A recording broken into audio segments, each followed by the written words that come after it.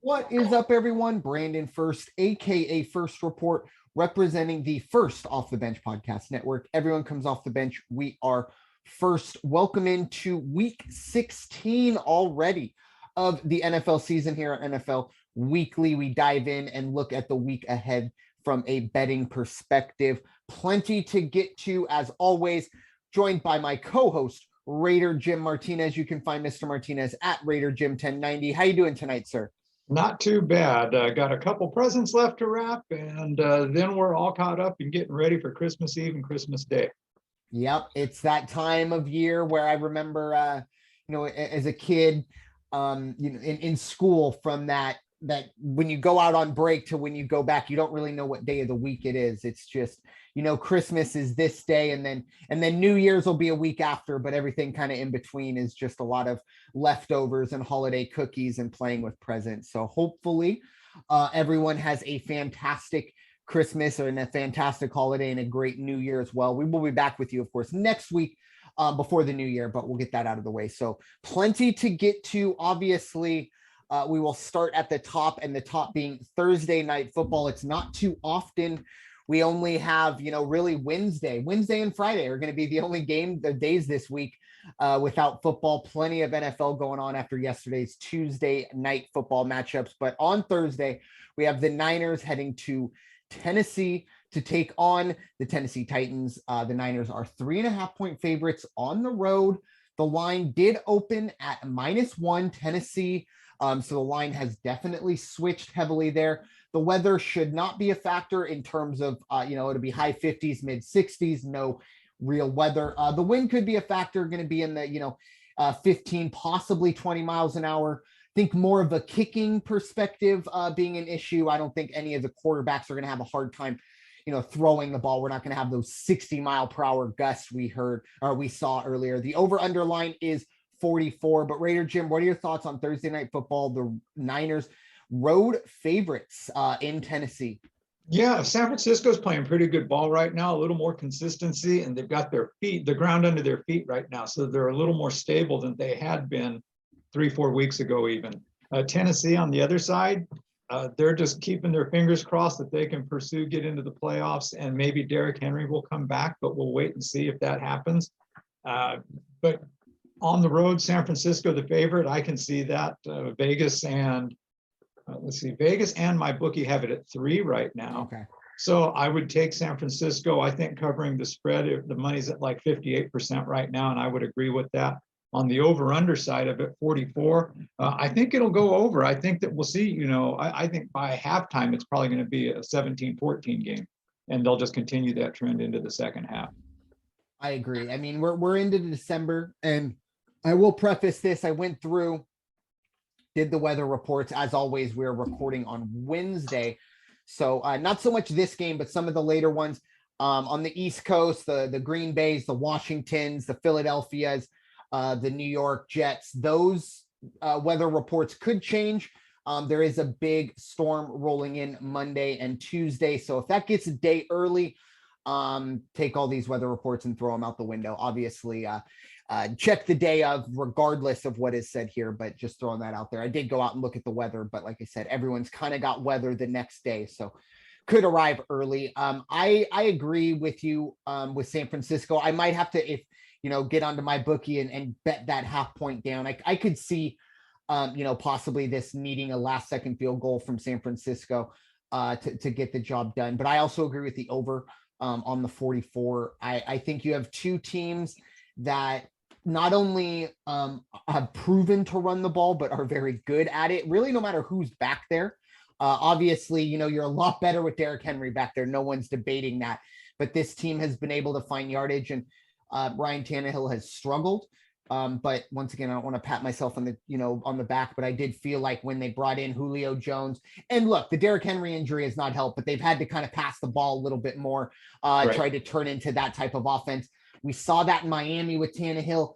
Look, I know game manager is a dirty word. No quarterback wants that title, but that's kind of what he is. Hand the ball off. That's when he is at his best.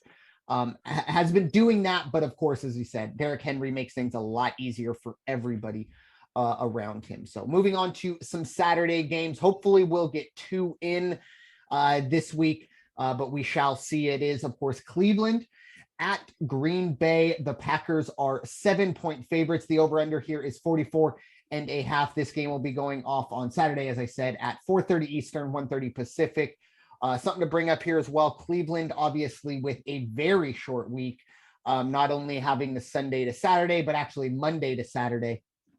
In terms of the weather, we don't expect any rain or snow. Once again, if the weather gets there very early, possibly, but it will be cold. It's going to be in the low 30s, but of course, nothing I think those Cleveland Browns aren't accustomed to in their own neck of the woods. But Raider Jim, what are your thoughts? Packers 7-point favorites, the over-under being 44.5.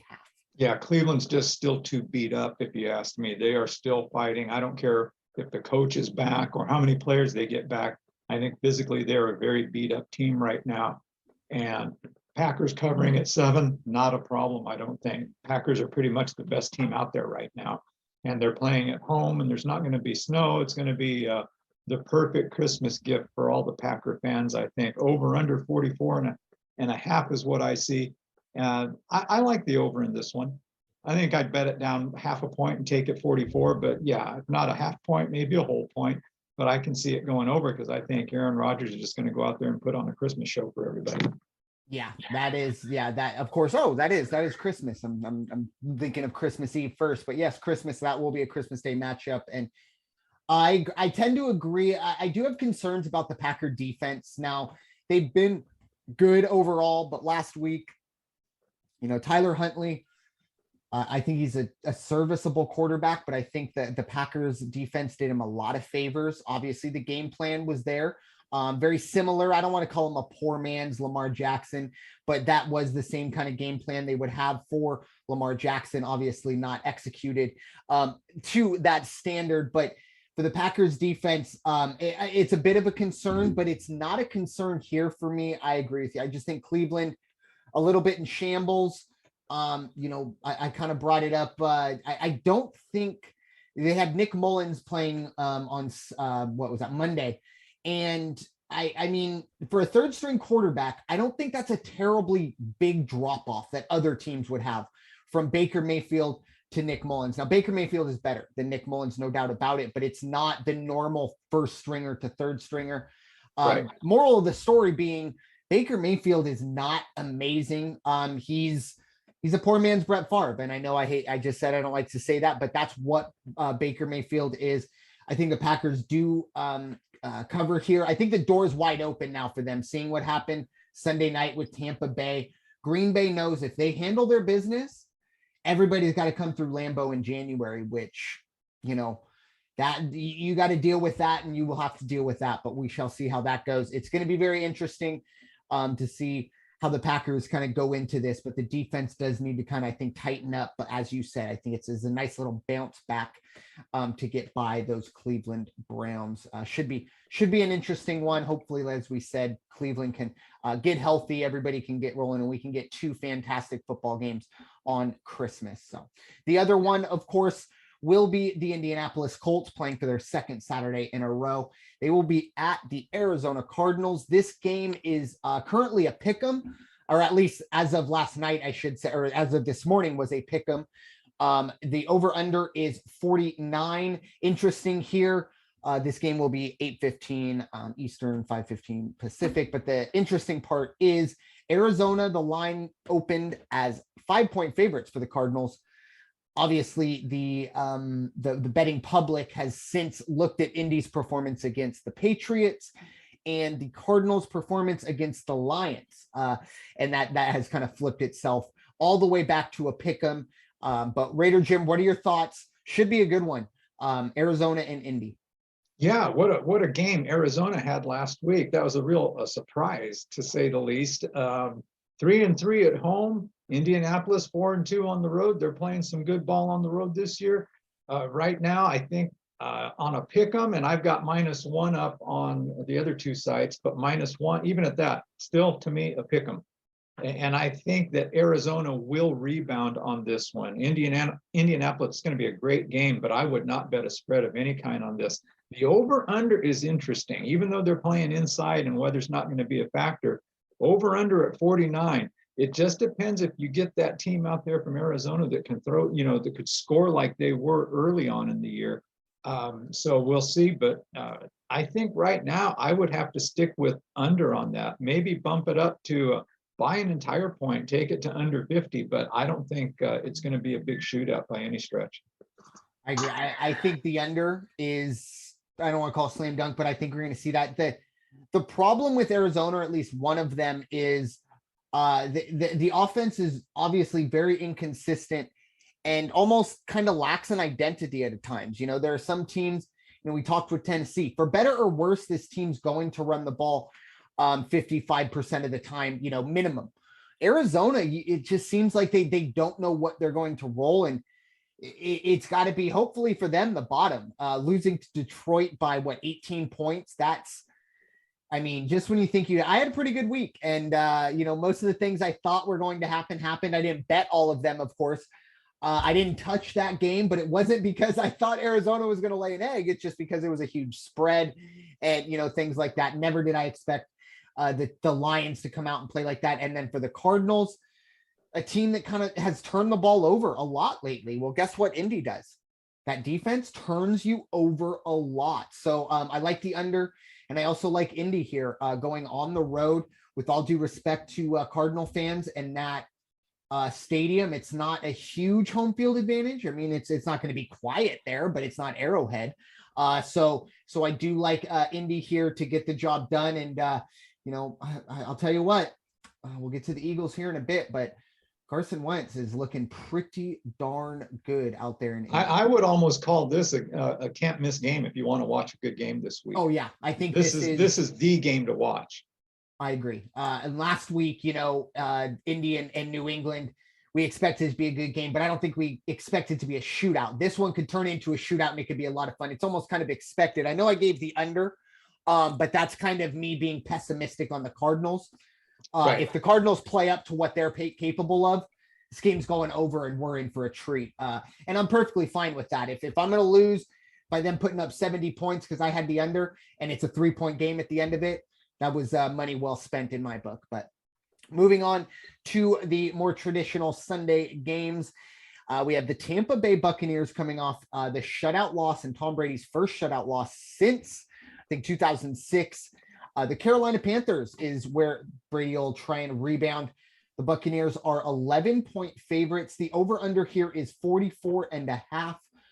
Weather will not be a factor. It'll be in its 70s. So, Raider Jim, what are your thoughts on the Buccaneers being 11-point favorites against the Carolina Panthers? Excuse me. Every now and then you get that game where it was, oh my gosh, what happened last week? And then it's like, wow, they're going to be pissed. Yeah. And I think that's what's going to happen this week is the weather, according to what you have down here, weather's going to be clear. It's going to be in the 70s. We got no issues with that.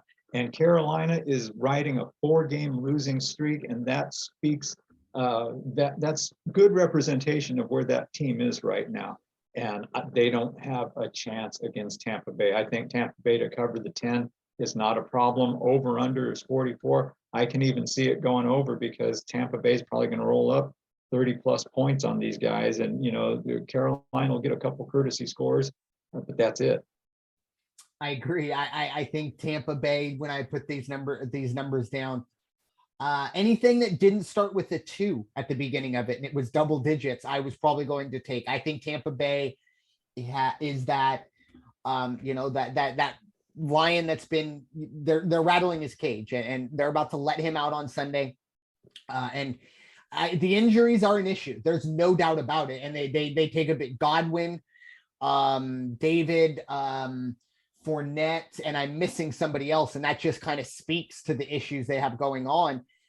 This is not a week it gets exposed. Like I said, I think Tom Brady and that entire offense are going to take that challenge, and they're going to put up as many points as possible. The 44.5, once again, the only concern, and I think Raider Jim, the only concern you would have on it not going over is, can Carolina get into double digits? Because I think that's all it needs to be done. Right. I think this could be a 35-10 game. And that could be because it was 28-0 at halftime. This is going to be a very ugly football game, I believe. Once again, we've seen a lot of, especially in the NFC South, we've seen a lot of kind of upsets, but I don't think this is one of them. Once again, the Carolina Panthers need to be very upset at the New Orleans Saints. They kind of be like, you couldn't just give them a touchdown. I mean, you won by 9. You could have given them a touchdown and not had them come in that pissed off, but here they are. So Carolina going to try and stop that losing streak, but it's not looking good. So moving on to a big NFC East matchup, at least for one team, it is the New York Giants heading to Philadelphia. My Eagles are 10-point favorites. The over-under here is 40.5. Obviously, the Philadelphia Eagles will have a short week after playing yesterday, very similar to the Raiders, Cleveland, and the Seattle and Rams situations going on. But in terms of the weather, once again, should not be a factor. I mean, it'll be cold, low 50s in December. I mean, that's pretty much summer for those folks out there, but no rain or snow. Wind could be a factor. Once again, 10, 15 mile an hour gusts here, more kicking game situations than anything. But once again, put the little asterisk. This is one of those games that if that East Coast storm does roll in early, it could be something, but we'll see how that goes. In terms of the 10-point favorite, for me, the Eagles head coach, Nick Sirianni, as of, I think it was, maybe 1:30 today, was put into, or was announced tested positive for COVID. His ability, they said he's questionable to coach. My understanding of the timeline, it doesn't match up. I don't know how they would get that in, but either way, it's more than likely not going to be Nick Sirianni behind the helm, which is very unfortunate because the Eagles have to win out really to have a chance. As much fun as we had, and coach was pumped, that Saints victory really hurt the Eagles, their chances. I think all Eagles fans kind of expected the Buccaneers to take care of business and the Eagles would be the essentially 8 team right now, the first team out.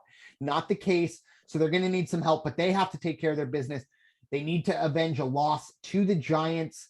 A lot of question marks in New York. Who's going to start? What's going to happen? Is it Jake Fromm?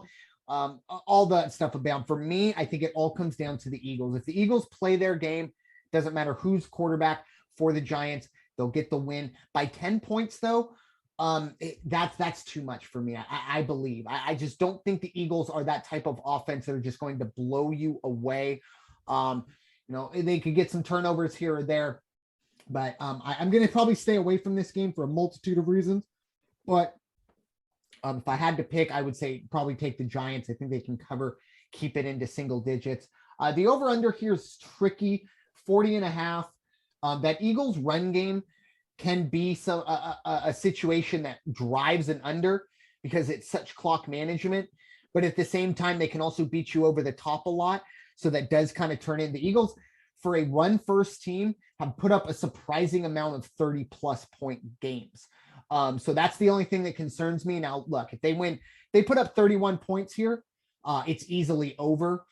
That might be a bit much. Once again, this is a tough one. I'd probably take the over here, especially considering, low 50s in Philadelphia, essentially the day after Christmas. I mean, that's, like I said, that's barbecue weather for those folks. But Raider Jim, what are your thoughts? The Eagles 10-point favorites at home against the Giants. Yeah, I like the Giants to cover. So give me 24-17, give me 24-20, which means it's going to go over on the point spread as well. Philadelphia, you hit on it. They've got this running game that eats the clock. And if I'm not mistaken, it's either 5 out of the last 6 or the last 5 games. They've gone for over 170 yards on the ground in each contest. And that is beautiful. I'd like to see the Raiders hit 100 yards a game, and they can't do that. So that right there is going to be enough. The other thing is the Giants stink on the road. The Giants are 1-6 on the road this year. Philadelphia is not much better at home. They're only 2-4, but they're 7-7 overall. And like you said, they're playing for their lives right now. So I think it's going to be a good game. It's going to come out in Philadelphia's favor, but I do think it's going to be a single-digit spread, not 10 points. But I'm going to go over on it. Yeah. And while the Eagles' home record is definitely frustrating, they have won 2 in a row. So they did start 0-5, I believe. They have won 2 in a row. This is going to be a big one. because once again, you don't want to fall into it. It goes New Giants football team, and then the big one against the Cowboys. And I think every Eagle fan, and really every football fan, knows that if the Cowboys Eagles game, if the Cowboys get any chance, even if they're seated where they need to be, I think they play a lot of their starters just because of the hatred of the Eagles, but we'll get to that bridge when we get there. I just remember the first 3 or 4 weeks that we were doing this podcast. The only thing I could say about the Eagles was just run the football. Run the football. I mean, there was one game where they ran the ball for a 2-yard gain at home, and the place went crazy. You would have thought they scored a touchdown, and it's very much that Philadelphia, they know what they're doing. It's that sarcastic cheer. And look what they've done. They finally figured it out, and they're winning football games because, once again, I go back to that Cowboys game early in the season. They looked like they were worried about top 5 pick more than anything else. So, excuse me. Moving on to, let's see, the Chargers heading to the Houston Texans. The Chargers are 9.5-point favorites on the road. The over-under here is 45.5. This is, of course, a dome, so weather will not be an issue. Raider Jim, AFC West is your domain. Chargers heading to Houston, 9.5-point favorites. What are your thoughts? Is this the week where the Spanos boys trip over their own feet? They're sitting right now to be in the playoffs. I'm trying to pull it up right here. I think they are, they're in the 6th spot right now. So they're looking pretty good. And at 8-6, they should have an easy time with Houston. Chargers lost last week. Houston won last week. Okay, so Houston won once at home, but they've won 3 games overall. They haven't beat anybody of note, so to speak. But 10 points. Really, the Chargers should go out and be able to cover that. They should be out. They're going to play, they're playing back in Houston. Should be a nice environment for them. 10 points. Yeah, I'll say 10 points, and I'll even go over on that because I think the Chargers are going to have one of those games where they just come out and they do the West Coast offense and throw, score at will type of a thing. My only question, just like I will have the same question mark for the Kansas City game, who's really going to play for the Chargers? I know I've only seen a few names, not a lot, but 2 of the names I saw were Eckler's not going to be playing for the Chargers. Joey Bosa's not playing for the Chargers. So is that going to make enough of a difference where Houston can at least remain competitive and cut into that 10-point spread? Yeah, this is a big one for the Chargers. It might not seem like it in terms of maybe on the field competition. They certainly will have some tougher games in the next 2 weeks, but this one right here, if they win it, doesn't certainly clinch anything, but allows them a lot of breathing room. And kind of puts themselves with Denver and Vegas in the next 2 weeks in a situation where they can control their destiny. Now, if for whatever reason we see a Arizona Detroit situation we saw last week, because that's very possible. That's the one thing with the Chargers as well. Now, Eckler going down doesn't help them, but right. I think it maybe clears the judgment up, and now it's like you said, that West Coast offense. Herbert's going to throw 40 times a game. We're not going to have to try and find how do we get Eckler out of the backfield. Once again, you're better off with him playing, but it might not be the huge deal this week. Now, obviously, going forward, Denver and then Vegas, those are going to be very, very big games. But if they do stub their toe here and lose this game, not even worried about betting side of things, that could be a big deal. And look, I think we've all been football fans long enough to know that the Chargers, this is the moment. This is about the time they do it. Yeah. And this is the team they do it too. We go back to the 1-31 Browns over the 2-year span. They won 1 game. Yeah. Right. The Chargers. Right. So, and the other thing is, will Houston be smart enough to be able to put together an offensive plan like the Eagles? Can we ground it and pound it? And can we keep Herbert off the field? Yep. Keep him off the field, and that makes half of the battle for you. So let's see what happens. It's going to be, this one might end up being more interesting than what I predicted for the outcome. But I'm not going to be surprised if the Chargers don't fall over their own feet. That's just history. Yeah, it's almost like it's Rocky 8, right? We've seen this before. But anyways, moving on to Detroit, heading to Atlanta. The Atlanta Falcons are 5.5-point favorites at home. The over-under sits at 42.5. The over-under line actually started at 45, so a little bit, or excuse me, 44, so a little bit of movement there. Raider Jim, what are your thoughts? Lions coming off of a huge win last week, maybe just for morale's sake, but taking on the Atlanta Falcons, who, I believe technically still are in the hunt the way the NFC is going. Yeah, this is what an abysmal game this is. What a matchup of it. At least it's not on Christmas Day. You've got the Lions, who are 0-6 on the road. You've got Atlanta, who's 1-5 at home. So just based on record, it should be a pick 'em, really. After what Detroit came out and did last week, who says they can't come out and be sparked by what they did last week and try to duplicate the effort? I think on this one, I would go ahead. I'll take Detroit to cover the 5.5, maybe buy an extra half point, take it Detroit +6, and over under 42.5. I think it's going to go over 42 for sure. I think it's going to be all things considered, it's going to be an okay game. Yeah, I agree. I think this is going over. I think we're going to see some scoring here. But I like Detroit. I think Detroit, maybe not to win this game, but to certainly keep this within 5. Probably going to end up being a field goal game. I've been impressed with what I've seen from Detroit, maybe not so much in terms of the results, but I mean, these guys are playing their tails off. And I think we saw it last week that any given Sunday, right, the Lions win in with an attitude that we're going to bring our best. Is it enough? We'll find out. And guess what? It was. Now, obviously, Arizona didn't bring their best, and those things happen. The Chargers are in that situation. We just talked about that. If they don't bring their best against Houston, Houston's going to win that game.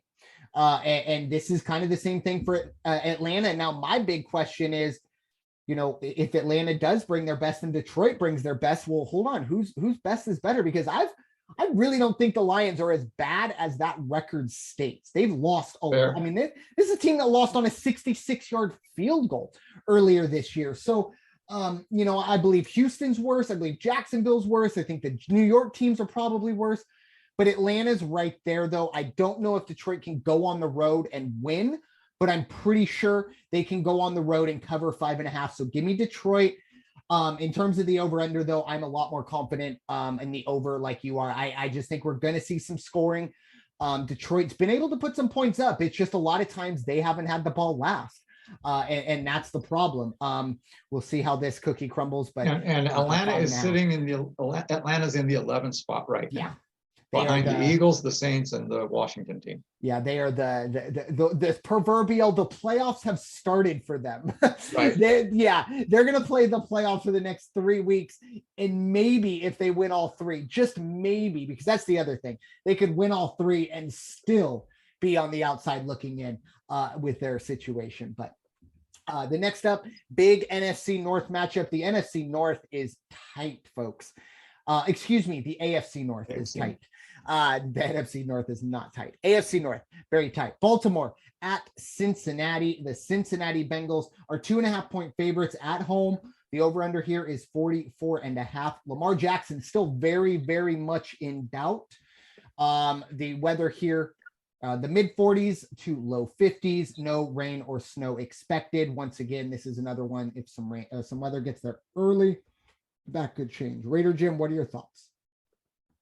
I like Cincinnati in this one. I think Baltimore's a little beat up. I think Baltimore is even mentally a little beat up.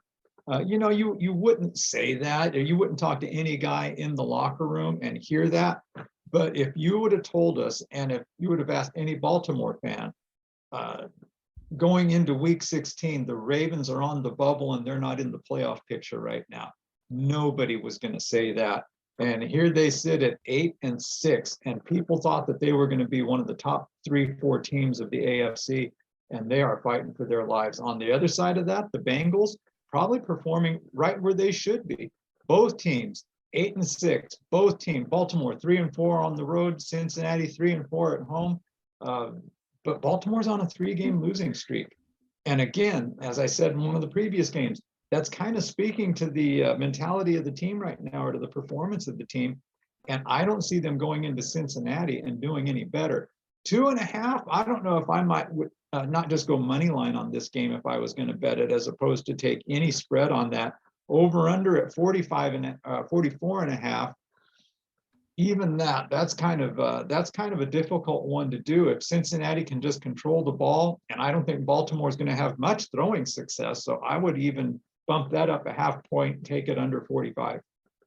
Yeah, I agree with you again. I think Cincinnati, they were the biggest movers in the playoff picture, if you will. They went from out of the playoffs last week when we were recording. They were the 8th seed, or essentially the first team out. They are now top team in the NFC or AFC North, and they are the 4 seed. So big movement there. And like you said, the Ravens, this is a team got very, very close to taking down the Packers, didn't do it with Cincinnati moving into that spot. Baltimore falls out. I think Baltimore frustrated. They wanted that win. I know there were a lot of people in Baltimore, 2 weeks in a row where all you got to do is kick the extra point and play overtime. They don't do that and they lose the game. Look, we can have talks about that all day. Harbaugh is John Harbaugh is very, very successful at what he does. I'm not going to second guess him. But I do think the fact that this game was this week or at this time, I think played into that. I think he realized that he had a little bit of a net here. He said, look, we could go out right now and beat Aaron Rodgers. And if we don't do that and we lose, well, guess what? Next week, we still control our own destiny. Both of these teams have to feel that way. They know that if they win out, they win the division. This is kind of the de facto AFC North championship, assuming the winner wins out. No one's giving out hats this weekend. But I like Cincinnati. I think they're going to get the job done. 2.5 right now. I'm probably going to go put this in now, no matter what happens with Lamar Jackson, with all due respect to him. Because if it comes out in, this time tomorrow, if it's out that he didn't practice again, that number is going to work its way up closer to 4. And then by Saturday, when it's looking like he isn't playing at all, that'll probably be closer to 7, to be honest. No matter what Tyler Huntley's done, he hasn't exactly gotten a whole lot of love from the betting public. So if you are all in on Cincinnati, -2.5 or money line, I think that's a pretty safe bet. And then the over here, the under here could be something to look at. 2 really good defenses. And even when you have NFC or AFC North matchups, no matter how high-powered offenses, it seems like they always revert to that grinded out style in all those games. So I think we'll see that as well. So moving on to the Los Angeles Rams, heading across country to the Minnesota Vikings. The Rams are 3-point favorites. The over-under here is 49. This is a dome game. So while I'm sure the folks in Minneapolis will want to know the weather, we don't really care. So moving on, Raider Jim, what are your thoughts? Rams heading to Minnesota as favorites. Given the COVID situation last week, I think the Rams really showed something about the program and played a great game. Now they're on a 3-game winning streak. They're doing pretty good. Let's see, they are the 5 spot right now in the playoff picture in the NFC. So they're in as long as they continue to win, and there's no reason they shouldn't. Minnesota, they're the Vikings. What do you say? You never know which team is going to show up on Sunday wearing a Viking horn on the side of their helmet. But this week, I think it's going to be the Rams on the road, -3, no problem. The over-under right now is 49. And I'm not sure how I feel about that, but it should be. I can see this going over. Minnesota does put points up on the board, and LA likes to put points up on the board. There's no big COVID concerns for either team at this point that's going to make a big impact. So I'm going to go ahead and take the Rams -3 and over the 49. I like the Rams as well. I think they've turned a corner. They had their problems early on, their struggles. They're now, essentially tied. I'm not where I know that Cardinals control the tiebreaker, but it's not because of head-to-head. So it's something else. So that tells me that that could change. It's probably either conference or division record, one of those two. So that's still possibly up in the air. But for the Rams, their biggest thing, win out. If they win out, they go 13-4. let the chips fall where they may in terms of that. Obviously, more than likely, I mean, if the season were to end today, it would be the Cardinals and Rams. The Cardinals are the 4 seed, the Rams are the 5 seed. But in terms of this one, the Rams know they need this win. For the Vikings, they need it as well. This is a team that's right there. They are the last team in on the NFC side at 7-7. I believe they're 7-7. Yes, 7-7. So it's really, really interesting here how it's going to go. But the Rams are the better football team. The travel, I don't think is that big of a deal. And as you said, I think what they've dealt with last week is a bigger deal than a road trip that's coming up this week. And they handled it pretty darn well and beat a pretty look, I'll call Seattle competitive. I mean, they're not going to beat anybody's doors off, but they're a competitive football team, and they beat them after a weekend of, a lot of question marks. So yeah, I like the Rams, but I do like the under here. I just think we're going to see the Rams defense, I believe, it's the one thing I think we've been missing, and they've started to kind of turn that corner. I think they take another step forward, kind of keep Kirk Cousins in check and get the win and keep it under 49. But moving on to the game of the weekend, folks, I tell you what, the Jacksonville Jaguars and the New York Jets, of course, I'm being sarcastic. The Jets are 2.5-point favorites.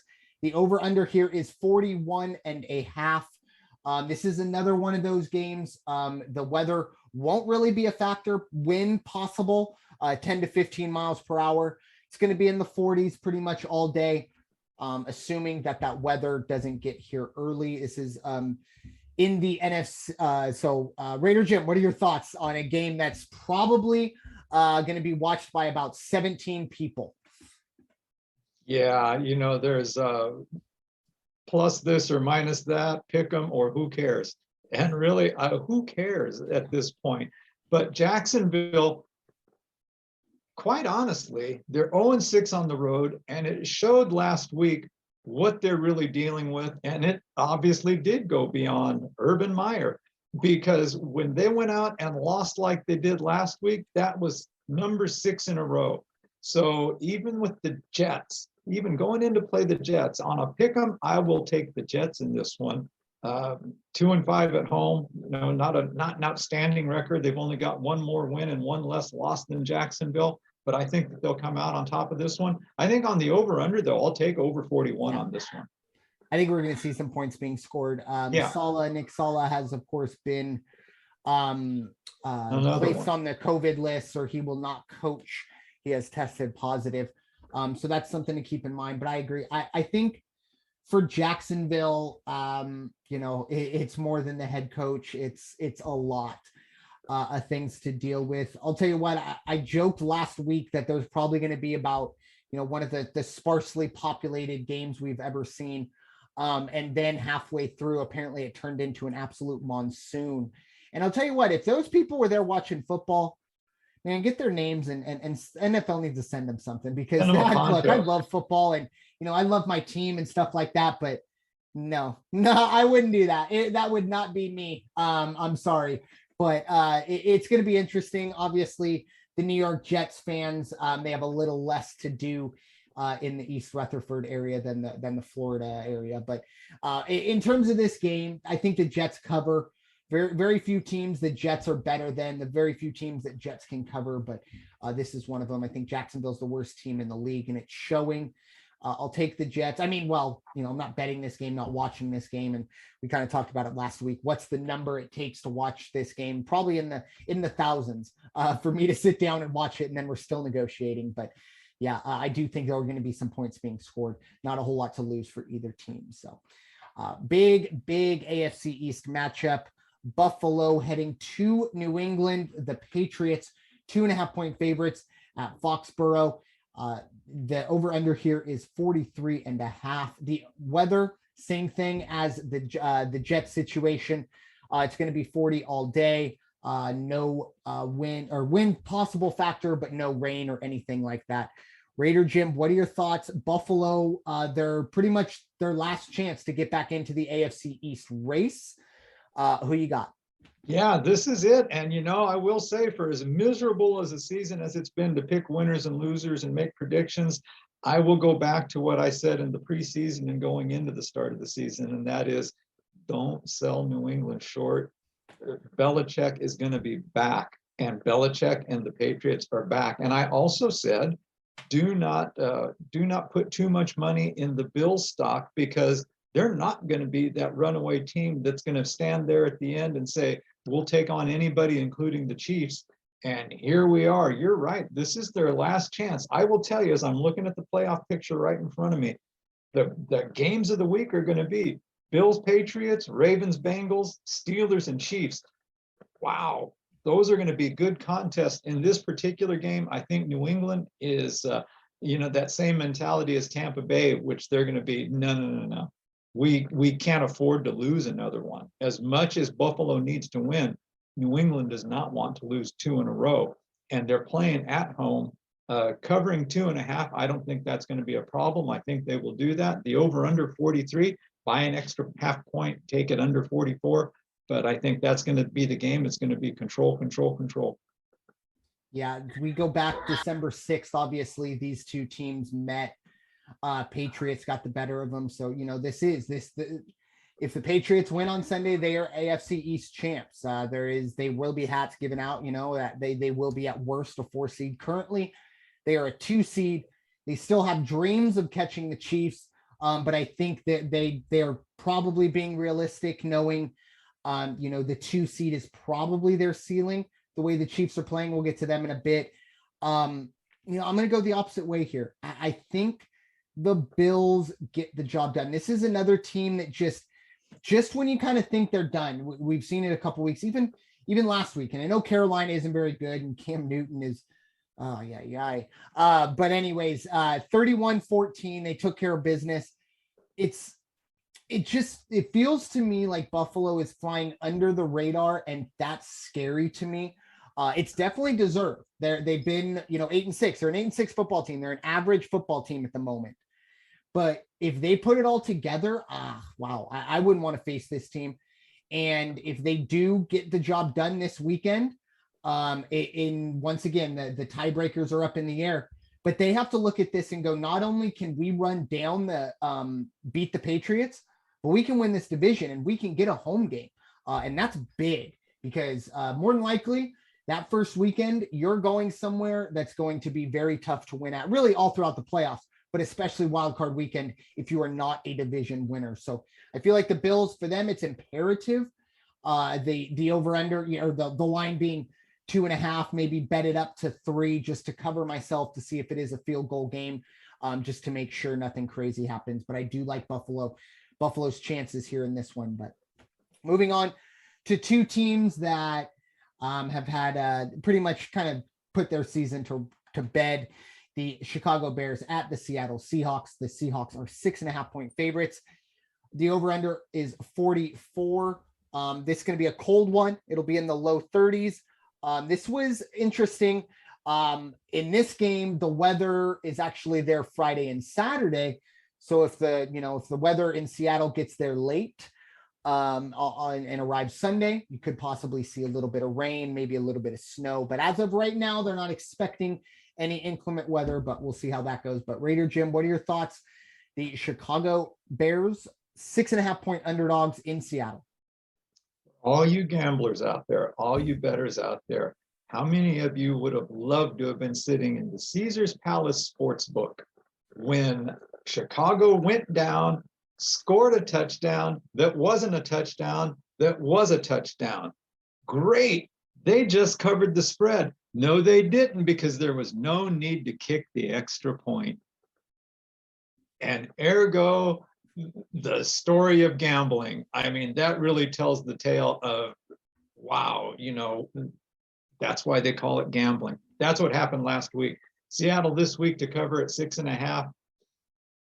It's funny because as I'm looking at the money right now, a lot of people are still riding Chicago saying, damn it, they're going to do it this week. So right now, 52% of the money is that Chicago is going to beat the spread, cover the spread. I don't think that's going to be the case. I don't think this one goes over 43. I think both teams are in a point of struggling, and it'll be the day after Christmas. So they may have some kind of a, Christmas meal hangover or anything, but it's not going to be a good game. It's going to be very, very lethargic, to say the least.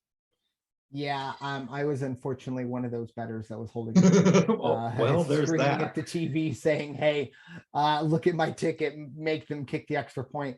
But look, the rules are the rules. I knew it. I when it happened, there's that small part of you that's like, "Hey, let's see, maybe there's something new." But it's the only time it matters is if it's to if a lead changes. I believe there was one game earlier, maybe 3 or 4 weeks ago. Oh, it was the Lions' first game, the first win. They were supposed to kick the extra point in that Yes. one because and that would have been, I think that would have been a movement one way or another, I think on the over under, but I'm not sure. But I do remember that being brought up because if the team scores the last play of the game and the lead has changed, then the kick does have to happen. That is essentially to allow the other team to block it and blah, blah, blah. Obviously, they just kneel on it. Everyone go home. But anyways, that's another story. The Bears are not very good. It doesn't really matter. I mean, they've had their issues. Matt Nagy, I think, if you take a straw poll of Bears fans, I think 10 out of 10 will tell you not only does he need to be fired, but he can never come into the city again, which I think is, kind of unfortunate. I mean, he was 8-8 the last 2 years. Not great, but I mean, I mean, you had Nick Foles last year and, Mitch Trubisky. So it's not like he's had a great things to work with. And he had Justin Fields and a terrible offensive line. Either way, I agree with you. I think Seattle can go out, get the job done. Nothing more than 6.5 here, though. I think anything more than 7, you're either asking for a push or a last second cover. It might be worth the half point. Sorry? Might be worth the half point and take it to 6 even. Yeah, exactly. Just to fully cover yourself. But the over under here, I think we're going to see under 2 offenses. As much as I love what Russell Wilson has done this year, is not his year. Back to the drawing board. Obviously, it's his first losing season since he was a sophomore at NC State. That's just incredible. As tough as it is to win in this league, this is his first losing season. So obviously unfortunate for him. But the Seahawks, they're picking themselves up. They're gonna run it out. They're gonna run out the clock. And I think they get a win. And I think they can just get over that spread of 6.5 here over the Bears. So moving on to arguably the game of the week. It's the Pittsburgh Steelers, who not only are still sticking around. This is a team that is right on the cusp of a playoff berth right now. They are the 9 seed or the 9th team in the league, right behind the Ravens, Bills, and Chargers, facing the 1 seed, the Kansas City Chiefs in Arrowhead. The Chiefs are 10-point favorites here. The over-under here, 46 points. The weather, not going to be an issue. 40s and 50s all day. So maybe a little chilly, but once again, for Kansas City in December, that is pretty darn good. But Raider Jim, this is your jurisdiction. Kansas City hosts Pittsburgh. I'll tell you, I'm very surprised that it's a 10-point spread right now. And the reason I am is because sometimes you can miss a guy, miss another guy, and somebody else will make up for it. But when you look at the lineup on Kansas City on Sunday, and you see that Travis Kelce's not going to be in the lineup, Tyreek Hill's not going to be in the lineup, that's big. Those are big targets. And look for Pittsburgh to come out. I think Pittsburgh definitely covers the 10. I'm not going to be surprised if Pittsburgh pulls the upset in Kansas City this week. There's not a lot of talk about Roethlisberger the last few weeks, and that's because there's nothing to talk about. Perfect. That's what a guy like that, I just want to go out and play ball. It's the Aaron Rodgers mentality. I just want to go out and play ball. Maybe I'm not at the top of my game anymore, but if this is my last chance, we're going to go out in a blaze of glory. So watch for Pittsburgh to cover this one. 46, the over-under right now, and that moved from 48, and I wonder if that move is caused by the Kelce and Tyreek Hill moves, and with that, I still think it's going to go over 46. Maybe by a point, take it down to the over-under and make it 45, but I think there's still going to be points put up on both sides. I think Pittsburgh's just going to keep up with them. Yeah, I agree. I think, I've always had this theory about the Steelers, the Ben Roethlisberger-led Steelers, that it doesn't matter who they play. They could play the 85 Bears.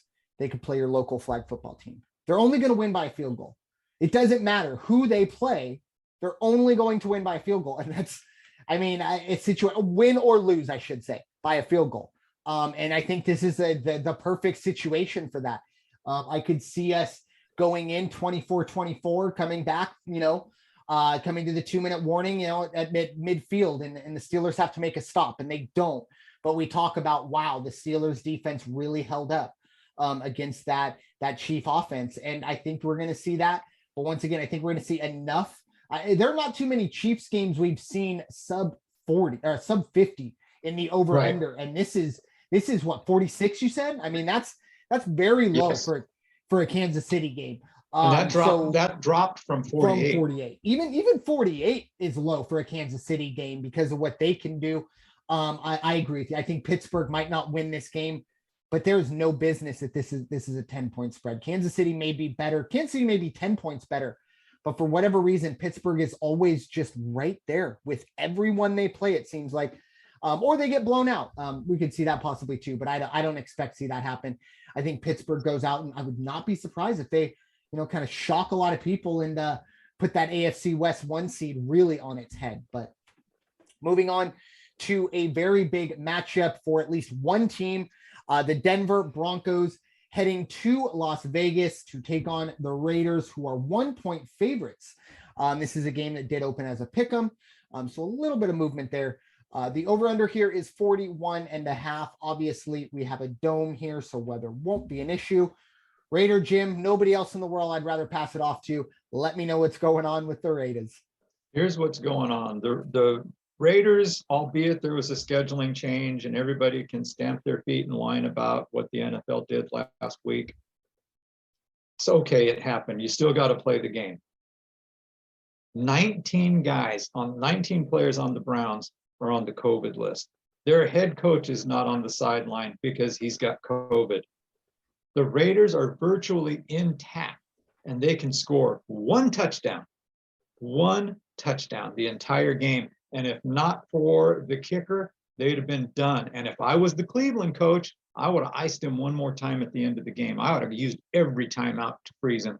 But anyway, it's done. They got the victory. With that, there's still a bit of a pulse. They haven't flatlined yet. Bridgewater's out for Denver. Drew Lock's going to get in there. When Carr goes down, and on Twitter, you'll see a lot of the Raider Nation calling for Marcus Mariota. Sit Carr, we're out of it. Let Marcus play. And when he comes in, Marcus says, yeah, I can play. Watch. Drew Lock on Sunday is going to say, I can still play. Watch. And, now I heard Jonathan Abrams is going to be out. Somebody else is going to be out for the Raiders. They have I forget. There's another linebacker that's out. I think it's Perriman. I think Perriman is still going to be out for the Raiders. So they're not postured to have a great big home victory on Christmas weekend. If I were to bet the game, and I will not bet the game, but I wouldn't discourage anybody from taking Denver on the money line on this one. I really wouldn't. On the over-under, is at 41. Given the way that Carr and the boys played, the only reason I can see this going over 41 or over 41.5 is because I think Denver's going to be the one that pushes the scoring. They might get a 2-score lead and then let Denver play, or let the Raiders play a little bit of catch up. But I don't think that it's going to be a long afternoon probably in Las Vegas. Yeah, I agree. Unfortunately, for the Raiders, I think Denver gets the job done. I love the fact that this is anything, you're getting points with, in my mind, the better football team.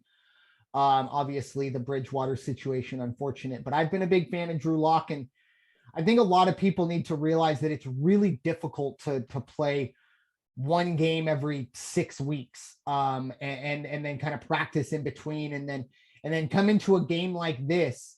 And just be amazing. Like, he's going to struggle. He needs to get into a rhythm. And I think we'll see that early on.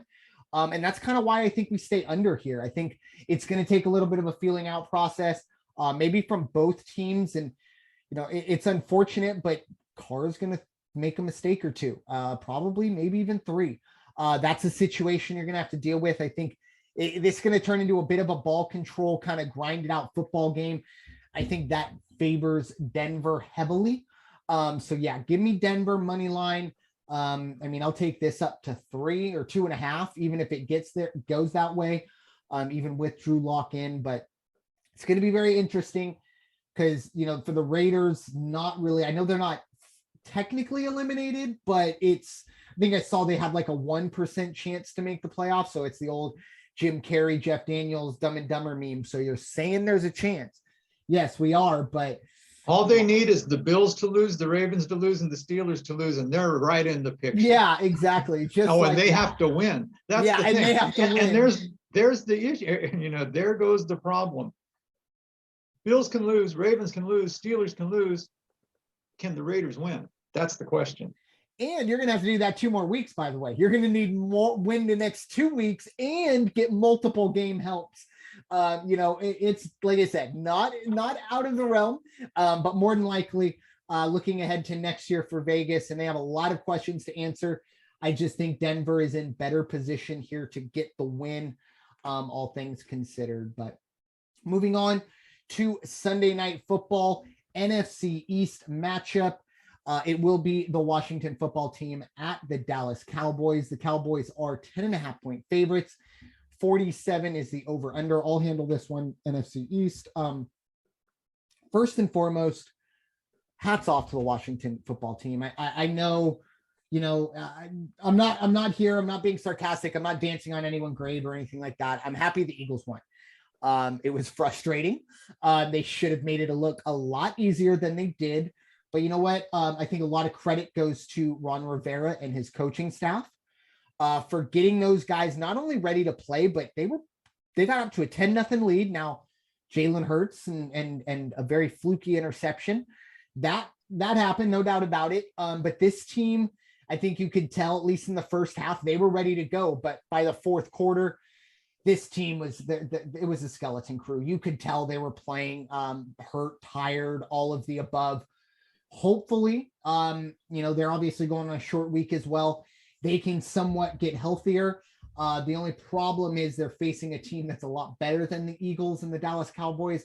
They're also going deeper onto the road into Dallas. So for me, 10.5 is a lot here. Maybe Taylor Heineke can come back, something like that. I'm not going to touch this game, but if I had to, I'd probably say Dallas covers this. In terms of the over under being 47, I like the under here. Look, I'm an Eagles fan, and it pains me to say it, but that Dallas defense is really good. As good at turnover, at creating turnovers as Indianapolis is. The Cowboys have been better lately. And we saw it this past weekend. Agreed. I've been riding unders on the Cowboys for quite some time. The offense is struggling a bit, no doubt about it. And the defense is top notch and turns the ball over. I just think we're going to see a lot of unders from this team. Washington isn't going to put a whole lot of points up. I think 47 is way too many points here. So I'm taking the under. But Raider Jim, what are your thoughts? Football team heading to Dallas. Dallas, 7 of the last 8 under. Yeah. So I think you're calling, that's a very, very good educated call on your part. I like it. I like the under in this one. Your heart does go out to Coach Rivera and to that team. I mean, what do you do, though? They're the walking wounded. It doesn't get any better right now. Dallas, with their record, they're riding a 3-game winning streak, and they're the number 2 team out there. The only chance they have to get that top seed and knock off the Packers is to continue to win. They're playing in Jerry's house this weekend. It's Christmas weekend. It's going to be Dallas all the way on this one. I see -11. I think they cover at 10. They probably will cover at 11, but definitely the under. I don't see Washington getting on the board too much. Maybe Washington can put up 10 points. That's it. But okay, so they put up 10 points. Can the Cowboys score 2 touchdowns in the first half, 2 touchdowns in the second half? Yep, there's the game. Yeah. So it's going to be very, very interesting there. Like we said, hopefully they can get healthy. The football team can get healthy. And hey, you know what? As an Eagle fan, hey, throw us a bone. We'd love for y'all to shock the world. Don't think it will happen. But all of Philadelphia will be behind you come Sunday night. But final game to get to, final game of week 16 It's the Miami Dolphins and the New Orleans Saints. The New Orleans Saints hosting the Dolphins. They're the Saints 3-point favorites. The over under here might be the lowest I've seen this year, 38.5. Obviously, this isn't a dome, so weather will not be an issue here. But Raider Jim, what are your thoughts? New Orleans hosting the Fish. Boy, you talk about the Jekyll and Hyde team. Who's going to show up? I mean, the Saints, they have just been a real puzzle this year. 2-4 at home. Miami's 2-4 on the road. But I will tell you, Miami quietly has a 6-game winning streak. And I think that continues.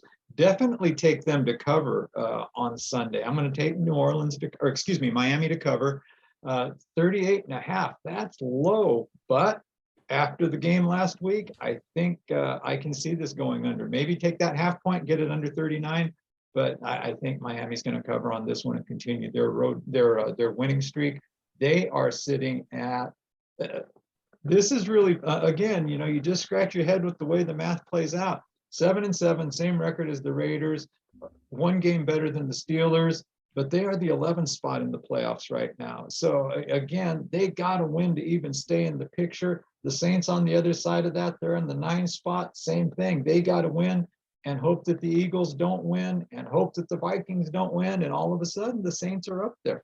But I just don't know. They've been too inconsistent for me this year. Yeah, 2-4 in the dome. That's unheard of for the Saints. Obviously, it's a change of era, and even Jameis Winston going down, I think obviously really hurt them. For the Dolphins, and as always, I'm going to bring everything back to the Eagles because that's just who I am. Early in the season, week 4, week 5, week 6, I'm over here figuring out who the Eagles are going to get with 3 top 10 picks.